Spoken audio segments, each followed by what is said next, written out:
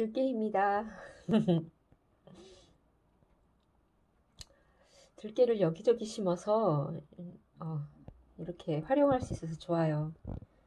약 뿌린 장소에는 들깨잎을 못 떠왔고요. 다른 곳에 고추 심은 곳에 또 고라니 들어가지 말라고 심어 놓은 들깨가 있거든요. 거기는 자연 발화한 들깨를 옮겨 심어서 좀 일찍 심은 들깨죠. 다행히 고라니는 고추를 따먹지 않았어요. 들깨가 역할을 제대로 해준 것 같아요. 근데 지금 비가 엄청 쏟아졌잖아요. 이번 장대 비가 어, 대단했어요. 그래서 그 제가 2차, 3차로 심은 들깨가 몰라보게 컸어요. 하루 사이에 풀만 뭐 하루 사이에 67cm, 70cm 그렇게 크는 게 아니에요. 들깨도 그렇게 키워버리더라고요. 역시 비가 대단해요.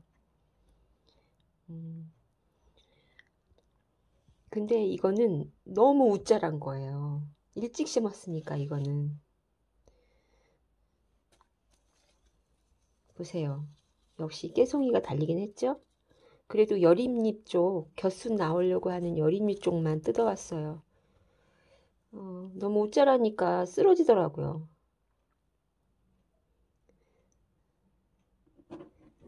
쓰러져서 지금 이렇게 꽃도 폈는데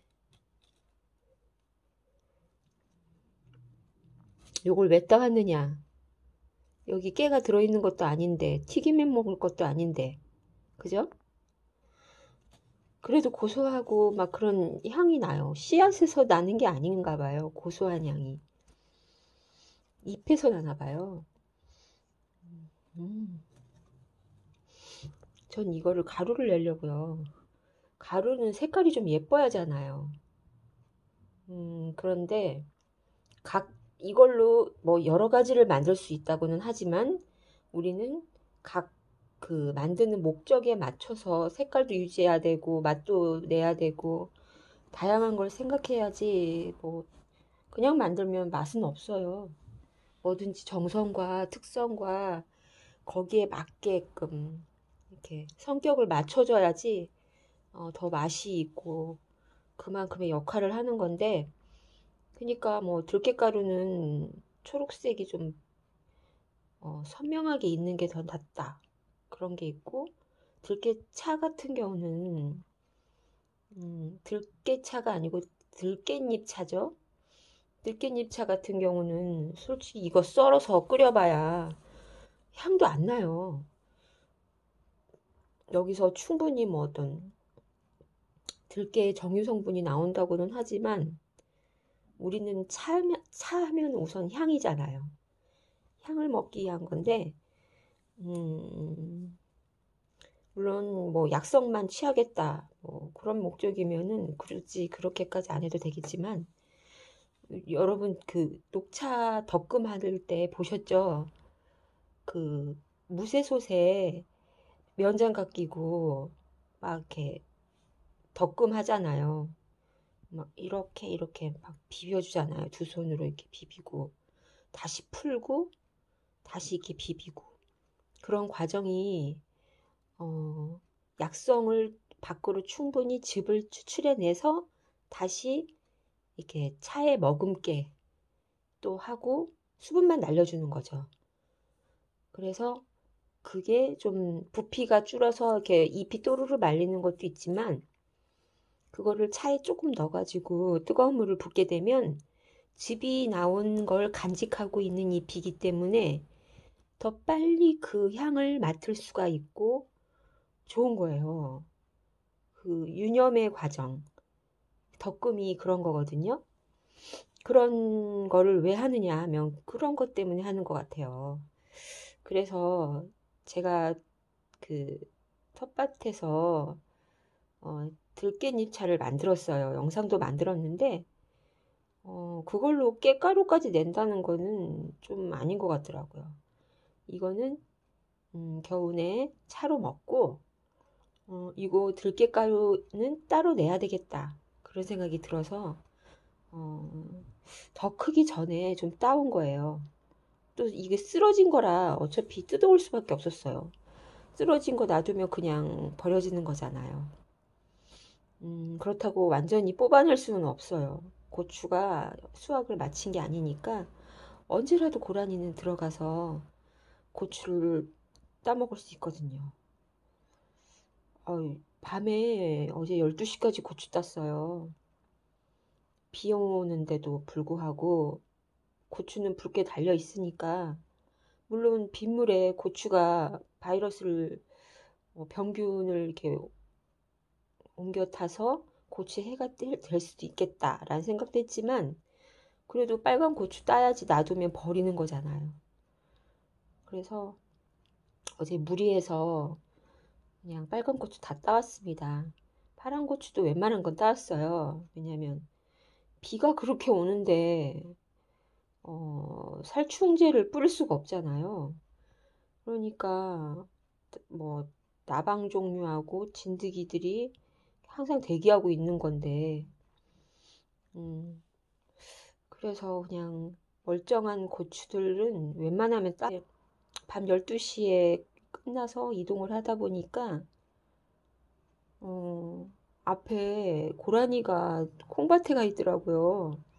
다른 집 좀 마을에서 아래로 내려간 집이었는데 거기 고라니가 거기까지 내려와서 콩잎을 먹더라고요. 그러니까 시골이라고 해도 밤에 캄캄해요. 밖에 나오지도 않아요, 사람들이 별로. 그러면 고라니들 세상인 거죠, 이미. 캄캄하니까. 음. 근데 크기가 딱 강아지가 아니고 좀 큰 개 있죠? 큰 개 정도의 크기밖에 안 되더라고요. 그래서, 저 정도의 크기면 어느 틈도 비집고 가겠구나. 그런 생각이 들더라고요. 그래서 제가 고라니망을 이렇게 쳐놔도 밑에가 이렇게 자기가 이렇게 고기 디밀고 떠서 들어가려면 충분히 들어갈 수 있는 거죠. 그러니까 핀으로 꽂아주지 않으면 안 되는 거예요. 그래서 그렇게 고구마 밭을 초토화 시켰구나. 이해가 되더라고요. 근데 형제인가 봐요. 두 마리가 같이 그렇게 콩잎 앞에 있더라고요. 제가 이제 차 불빛 보고서 당황하는 기색이 역력했어요. 귀여운데 말썽쟁이죠? 아, 얘기하다 또 딴 얘기했네요. 그죠? 들깨가루는 저희가 어떻게 할 거냐면요. 이대로 건조기에 말리면 저기잖아요. 좀 그렇죠. 부피가 너무 부하잖아요. 그러니까 끓는 물에 아주 살짝만 숨만 죽을 정도로 그냥 담궜다 얼른 건질 겁니다. 그리고 물기 빠지면 꼭 짠 다음에 털어야 되겠죠. 그런 다음에 건조기에 말려볼 생각이에요. 팬에 볶지 않을 겁니다. 왜 덕금차는 팬에 볶아야 고소하잖아요. 약간 살짝 태우듯이 그렇게 볶아줘야 차는 맛있어요. 고소하니까. 그런데 이거는 가루용으로 쓸 거기 때문에 이거 가루 낸다고 해봐야 정말 한 통도 안 나올지도 몰라요. 음, 뭐 가루는 이런 식으로 해서 계속 만들 거예요. 한 번으로 끝나지 않고. 가루의 활용도가 너무 뭐 넓고 많기 때문에 음, 꼭 만들어 봐야 되겠어요. 여러분도 이거를 좀 만들었으면 좋겠는데 제가 이걸 효능을 좀 소개를 해야 될 것 같아요. 그래야 여러분들이 만들고 싶은 어떤 동기가 생길 것 같아요. 그래서 정보를 좀 찾아봤거든요. 깻잎은 꿀풀가래요. 허브 종류고, 이건 그 우리가 레몬밤 막 그런 거 있잖아요. 로즈마리 그런 거 다 그 허브 종류잖아요. 그런 거 되게 어떻게 쓰나요? 차로 만들기도 하고, 그리고 소금 만들 때 쓰죠. 예, 맞아요. 반반 섞어서 소금 만들어요. 어떤 사람은 2대1. 그러니까 허브가 2, 소금이 1 해가지고 어디다든 뿌려 먹는 거죠. 계란 후라이 할 때도 뿌려 먹고 삼겹살에도 뿌려 먹고 뭐 그거 뭐 밥할 때 좀 뿌려서 먹는 사람도 있고 그 볶음밥 뭐 고기 볶음 안 들어가는 게 없죠. 그냥 쓰면 되는 거죠. 그러니까 이게 무궁무진한 거예요. 가루가 있다면. 근데 이거를 꼭 써야 되는 이유. 깻잎에 여러분 이 초록색 잎은 뭘 의미하는지 아세요? 광합성이에요. 우리 인간은 햇볕을 보면은 얼굴이 좀 상하잖아요. 그만큼 자외선은 안 좋은데 우리도 자연의 일부이기 때문에 이 광합성으로 만들어진 초록 잎을 먹어줘야 돼요. 근데 초록 잎을 많이 먹는 편은 아닌 것 같아요. 그렇지만 이 깻잎 같은 경우는 어때요? 정말 초록색이죠. 호박잎을 삶아줘도 애들은 잘 안 먹어요. 그런데 이 초록잎 저는 파슬리를 정말 많이 이용하거든요. 파슬리 가루 음식 장식할 때 뿌려주면 참 예쁘죠 또. 이거 건강적인 측면을 좀 효능을 알려드려야죠. 제일 먼저 폴리페놀 성분을 말씀드릴게요. 피톨 성분. 이게 무슨 역할을 하느냐? 암세포를 골라서 파괴를 한대요. 그리고 활성 산소를 제거하고 하는데 도움을 주는 거죠. 그래서 그렇게 해서 백혈구를 효능을 업시켜가지고 면역력을 좋게 하는 거죠. 지금 어떤 시대인가요? 좀 면역력이 약하면 병균에 병원체에 많이 이렇게 노출돼서 백신을 맞는다 해도 힘들잖아요. 오히려 코로나로 인해 사망하는 것보다 백신 맞고 사망하는 율이 더 높다. 그런 말이 나오잖아요. 우리 몸에 그만큼 그 혈액이 깨끗해서 건강한 상태가 아니면 그만큼 좋은 약도 좋은 약이라고 할 수는 없겠지만 못 받아들이는 거죠 몸에서. 그리고 두 번째로 루테인 성분이 있는데 루테인 하면 뭔가요? 눈이죠 눈. 눈 건강을 좋게 하는 거죠. 그리고 염증을 완화시킨대요. 항알레르기 효능이 있다는 거예요. 그리고 여기에는 뭐 엽산, 칼슘, 비타민 K, 비타민 C 여러 가지가 있는데 이제 무기질 성분, 비타민 성분도 많이 들어 있는데 칼슘이 정말 칼슘의 왕이라고 제가 평소에 얘기하잖아요. 이게 시금치의 5배나 많답니다. 그리고 비타민 K는 다른 채소에서 얻을 수 없는 성분들이잖아요. 그리고 비타민 C 하면 뭡니까? 그게 바로 백혈구 성분을 늘리고 그리고 면역력을 업시키는 역할을 하는 게 비타민 C잖아요. 그래서 비타민 C를 좀 초과해서 먹어주잖아요. 막 몸이 아프고 힘들 때 설사 안 할 정도로만 먹어주면 비타민 C는 우리 몸을 회복하는 데 굉장한 역할을 합니다. 암 환자들이 비타민 C 정맥 주사를 맞아요. 그게 정말 효과가 좋다고 하네요. 그리고 차 하면 로즈마리를 떠오르잖아요, 우리 되게. 거기에서 따와서 로즈마린 산이라고 이름 붙여진 거에 있대요. 근데 로즈마린 산이 여기에 깻잎에 많다는 거죠. 이게 어떤 역할을 하느냐? 기억력을 기억력이 감퇴되는 거를 좀 늦게 가게 진행하게 해주는 거고 그럼으로 인해서 치매 예방에도 좋다는 건데 이게 그냥 들을 얘기가 아니에요. 뭐 기억력 감퇴, 치매 예방, 뭐 여기저기서 그냥 듣는 이야기 같죠? 하지만 실사례로 이 깻잎을 먹고 치매가 치료되는 케이스가 나왔어요. 그러니까 정말 우리가 가장 두려워하는 게 치매 아닌가요? 뇌출혈이 더 무서운 것 같은데, 사실은.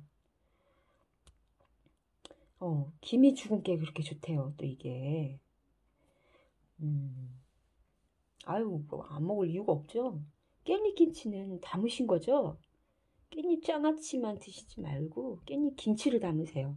그게 더 좀 맛있더라고요. 그리고 뭐 이도저도 그렇고 깻잎은 좀 요리하다 보니까 남았다. 그러면 썰어서 이렇게 끓여 먹어도 돼요. 그냥 버리긴 아깝죠. 한 30분 끓여야 뭐 향이 올라온다고 하는데 그래도 끓여 먹으면 용출되니까 향을 즐긴다기보다 효능을 즐긴다 생각하고 그렇게 해서라도 끓여 드세요. 그리고 또 어떻게 활용되나요? 깻잎밥이 있더라고요. 재밌죠? 곤드레 밥, 곤드레 나물로 곤드레 밥 해 먹잖아요. 거기에 들기름 넣고. 그 생각하니까 어, 벌써부터 기분이 좋아지더라고요. 그러니까 이거 곤드레밥 만들 때 이거를 나물을 좀 보드랍게 삶아서 저기 하잖아요. 건나물이었으니까 보드랍게 삶아서 그거를 이제 한번 데쳐가지고 삶은 거니까 거기에 국간장 한 숟갈을 넣고 들기름으로 조물조물조물 해가지고 밥하고 같이 이렇게 밥을 하는 거예요. 그런 다음에 거기에 이제 깻가루하고 들기름 참기름을 좀 같이 섞어서 밥을 이렇게 간장 좀 더 이렇게 비벼 먹던가. 이런 분도 있었어요. 밥을 했는데 들깨밥, 들깨향이 먹고 싶어서 즉석에서 그냥 들깨 간장을 만들어 버리더라고요.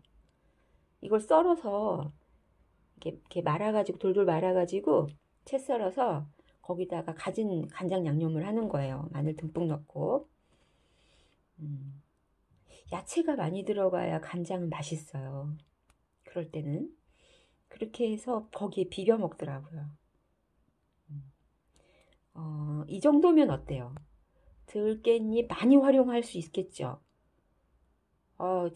한 재료에 대해서 제대로 한 것 같지 않으세요? 깻잎 순 나물 그런 것만 생각하지 마세요.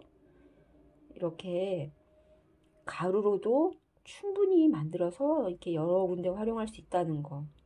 가루로 활용한다면 제법 많은 양이 필요할 것 같아요. 그쵸? 보니까 이게 깨 순을 정리해주고 나서도 계속 순이 또 이렇게 딱 별도로 이렇게 올라오더라고요. 음,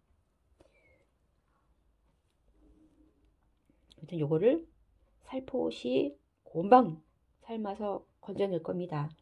그리고 건조기에 건조를 시켜서 음, 핸드블렌더로 갈 거예요. 절구에 빻아도 되지만 그렇게 하겠습니다.